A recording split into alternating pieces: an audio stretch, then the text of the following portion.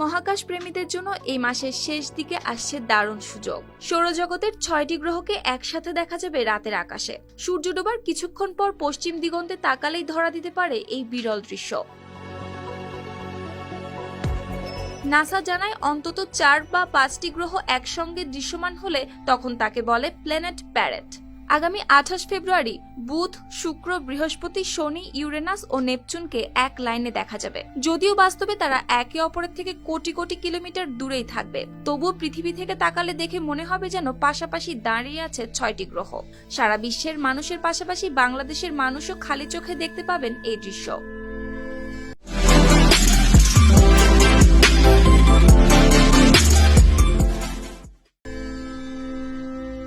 সাধারণত গ্রহগুলো সূর্যকে প্রায় একই সমতলে ঘিরে প্রদক্ষিণ করে, যাকে জ্যোতির্বিজ্ঞানে একলিপ্টিক প্লেন বলা হয়। এই সমতলে ঘূর্ণনের কারণে একটি নির্দিষ্ট সময় পৃথিবী থেকে আকাশের দিকে তাকালে গ্রহগুলোকে একই সারিতে দেখা যায় বলে মনে হয়। খালি চোখে বুধ, শুক্র, মঙ্গল ও বৃহস্পতিকে দেখা সম্ভব হলেও ইউরেনাস ও নেপচুন গ্রহ দুটিকে দেখতে বাইনোকুলার বা টেলিস্কোপ প্রয়োজন হবে। এছাড়া বুধ গ্রহটিকে খুঁজে পাওয়া কিছুটা কঠিন হতে পারে। সূর্যাস্তের প্রায় 30 মিনিট পর পশ্চিম আকাশে তাকালেই মিলতে পারে সেরা অভিজ্ঞতা। তবে বিশেষজ্ঞরা বলছেন এই সুযোগ স্থায়ী হতে পারে কয়েক সপ্তাহ পর্যন্ত। তবে 28 ফেব্রুয়ারি গ্রহগুলো আপাততভাবে সবচেয়ে কাছাকাছি অবস্থানে থাকবে। সুপ্তি রায়, RTV।